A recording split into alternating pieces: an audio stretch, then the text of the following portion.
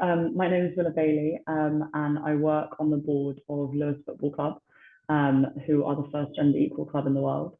And I was elected in autumn 2022, which makes me the youngest female football director in the UK. And yeah, so my journey into the sector has been quite up and down. I think I never really saw people that looked like me in football, so that was a massive barrier to being involved and feeling like I had a place to be involved. And then I studied sustainable development at university and wrote my dissertation on women's football, looking at sort of the way that women in football engage in everyday acts of resistance by like playing, participating, working in the sport.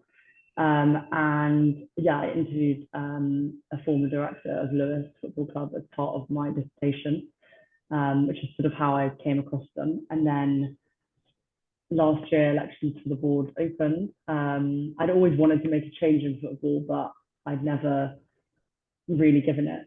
I never thought it would be possible at this stage, basically. But you know, given I am so committed, I just thought the opportunity came along, so I thought I had to give it a go.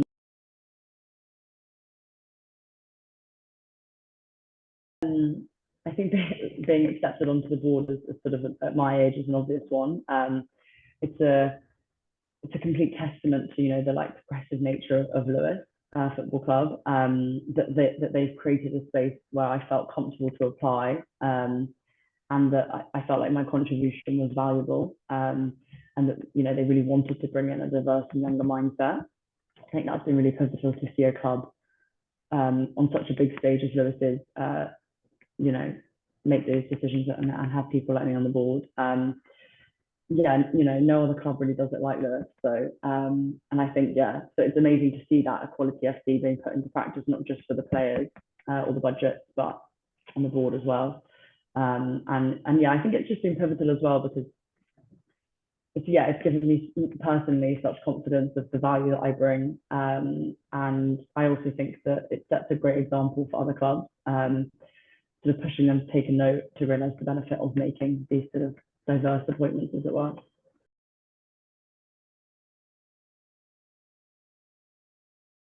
There's benefits from a visibility perspective. So, you know, breaking gendered expectations is massive for women, not just in sport, but it has like impacts all throughout society. That young girls can grow up seeing women in roles that they've never seen them before, and I think it changes their perception of like what they can achieve and what they think is like possible, which is just incredible.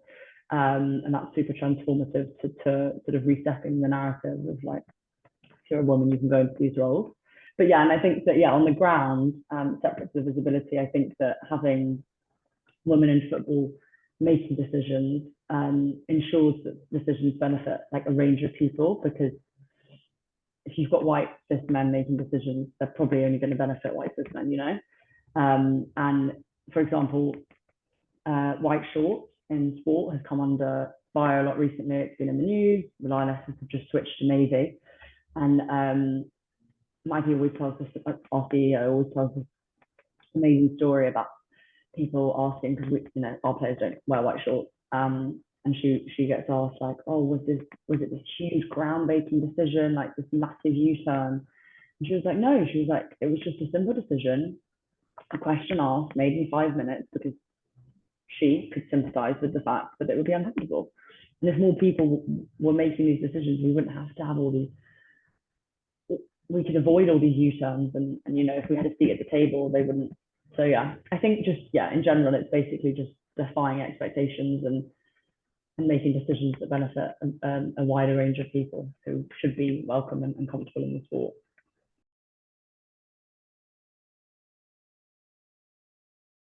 One of the biggest actions, mindsets that sports organisations need to focus on is that gender equality, it shouldn't be a secondary issue. It should be designed and weaved into across the whole strategy of any organisation. And I think that, yeah, organisations are missing a trick by not doing that. My prioritising gender equality rather than prioritising profits will lead to, you know, success. But I do also think that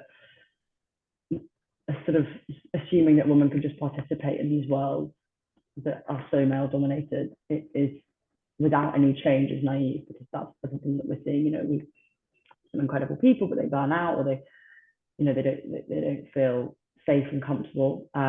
So I think here, making those diverse appointments, making those leaps, and hopefully that those appointments will create a welcoming environment. I think sports organisations have a massive role to play in lobbying changes outside the industry.